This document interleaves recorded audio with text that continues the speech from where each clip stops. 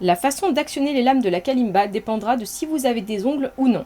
Si vous avez des ongles, vous allez commencer par tenir la kalimba comme indiqué dans le chapitre précédent, placez votre doigt au-dessus de la lame que vous voulez jouer, vous touchez la lame avec la peau, avec la pulpe de votre doigt, et vous faites glisser vers l'ongle, comme ça. Vous voyez ce geste, le doigt prend un mouvement souple. Je vous montre de côté.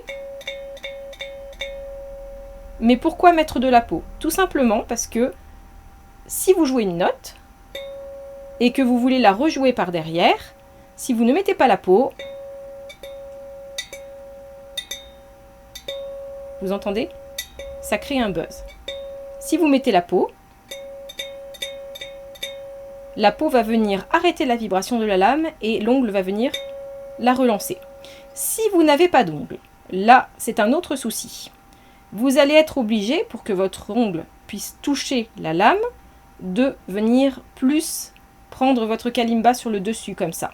Vous allez devoir plus plier votre doigt. Et là, vous allez jouer avec votre ongle. Vous avez plus de chances de faire des buzz sans ongle qu'avec. Et ce sera un petit peu plus inconfortable, donc les séances de jeu seront peut-être un petit peu moins longues.